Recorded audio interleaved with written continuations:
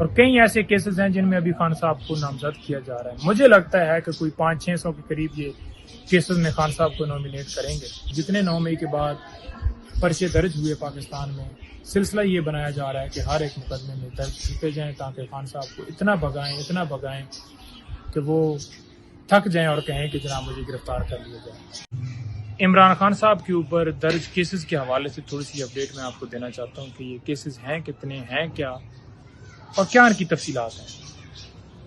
پہلی بات، 200 کے قریب اس وقت کیسز خان صاحب کے اوپر بنائے جا چکے ہیں.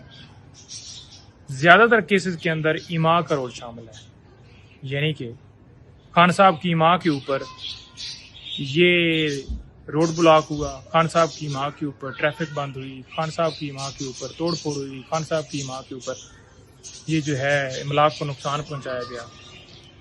اس کا جواب پہلا یہ ہے کہ کیا کوئی ایسی ویڈیو، کیا کوئی ایسی آڈیو، کیا کوئی ایسی تصویر، کیا کوئی ایسا ثبوت ہے جس میں خان صاحب کہہ رہے ہوں کہ آپ نے توڑ پھوڑ کرنی ہے، آپ نے املاک کو نقصان پہنچانا ہے.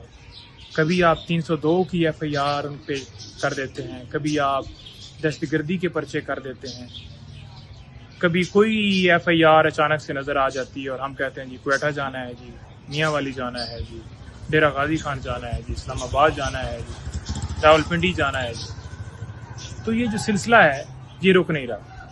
دوسری، 25 مئی کو ایک پرامن لانگ مارچ تھا. بڑی حیران کن یہاں پہ بات بتانے والی یہ ہے کہ ایک دن کے اندر 17 ایف آئی آر صرف خان صاحب پہ درج کر دی گئی اور مختلف تھانوں میں. رول کیا ہے کہ ویڈیو پیغام کے ذریعے یہ میسج دیا گیا، یہ کہا گیا، یہ توڑ پھوڑ کا کہا گیا. حالانکہ پرامن احتجاج کے لیے لوگ وہاں پہ گئے، جو کہ آئین جو ہے وہ اجازت دیتا ہے، اور دفعہ 144 لگا دی گئی. جے یو آئی کو آپ دیکھ لیں، پچھلے دنوں سپریم کورٹ نے جب فیصلہ دینا تھا تو فوراً اجازت دے دی گئی کہ آپ جائیں اور وہاں پہ دھرنا کریں. وہ ریڈ زون ہے.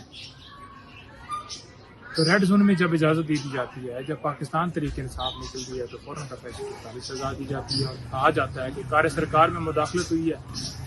پھر ان پہ شیلنگ بھی کی جاتی ہے، خواتین کے اوپر ڈنڈے چلائے جاتے ہیں، لوگوں کو مارا جاتا ہے، پھر لوگوں کو اٹھایا جاتا ہے. یہ کیا چل رہا ہے؟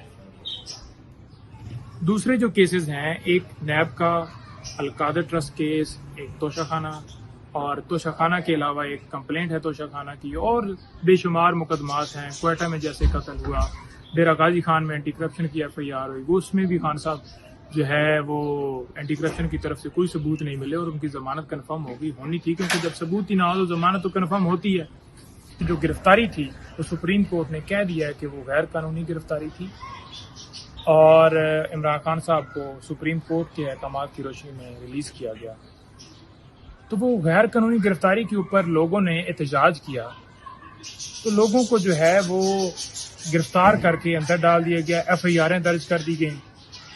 ان ایف آئی آروں کے اندر اب خان صاحب کو نامزد کیا جا رہا ہے تاکہ زیادہ سے زیادہ ایکسپوز کیا جائے، زیادہ سے زیادہ ذلیل کیا جائے، گھسیٹا جائے عدالتوں میں. ایک گناہ کے اوپر ایک ایف آئی آر ہو سکتی ہے. اب کیسے پورے پاکستان میں مختلف شہروں میں ایف آئی آر درج کر دیتے ہیں؟ ایک ایف آئی آر دیکھیں بجلی روڈ کوئٹہ، وہاں پہ ایف آئی آر درج ہوتی ہے. اب اس ایف آئی آر کے اندر ہے کیا؟ ایک شخص ہیں جو کہ ہاسپٹل کے اندر بیٹھے ہوئے ہیں اور انہوں نے ٹی وی لگایا ہے کہ خان صاحب نے یہ بیان دیا ہے تو لہٰذا میرا دل جو ہے نا ہرٹ ہوا ہے، تو ان کے اوپر پرچہ درج کر دیا گیا. روٹین کے مطابق پروسیجر یہ ہے کہ جب ایف آئی آر جو ہے درج ہوتی ہے اور ایک بندہ جا کے ضمانت کرواتا ہے تو جو سرکار ہے وہ چلان کئی سال کے اندر جمع کرواتی ہے. لیکن یہاں پہ کیا ہوتا ہے، فوراً ہی چلان اگلے ہفتے جمع ہو جاتا ہے کہ جلد سے جلد خان صاحب کو جو ہے کسی طرح سے سزا دی جائے. دورہ معیار انصاف کا نہیں ہونا چاہیے، جو سب کے لیے وہ خان صاحب کے لیے بھی ہونا چاہیے.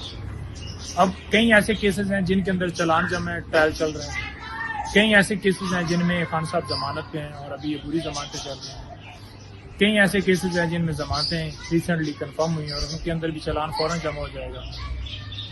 کئی ایسی درخواستیں ہیں جو سپریم کورٹ، ہائی کورٹ اور مختلف جگہوں کے اوپر پینڈنگ ہیں.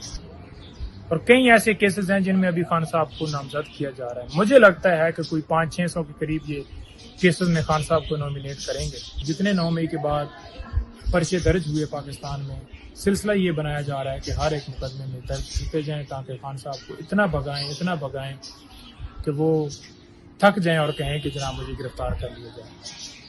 تو یہ بالکل خواہش ہم آپ کو پوری نہیں کرنے دیں گے. قانون کے مطابق آپ نے چلنا ہے اور قانون سے آپ بالا تر نہیں ہیں. جسٹس امجد رفیق صاحب کے پاس ہماری پٹیشن تھی جس کے اندر بڑا زبردست فیصلہ ہے. اس میں ہم نے یہ استدعا کی کہ یہ جان بوجھ کر چکر لگوائے جا رہے ہیں اور ایک اگر جرم ہوا ہے تو اس کے اوپر ایک کیس چل سکتا ہے. دیگر کیسز جو بنائے گئے ہیں پاکستان بھر میں روکنا چاہیے. پنجاب کے اندر جو ایف آئی آرز ہوئی ان کے حوالے سے ہم نے تھوڑی ڈیٹیل دی اور باقی کیونکہ ہمیں تو ہڈن ایف آئی آرز کا نہیں پتہ تو بڑا اس میں زبردست آرڈر ہے.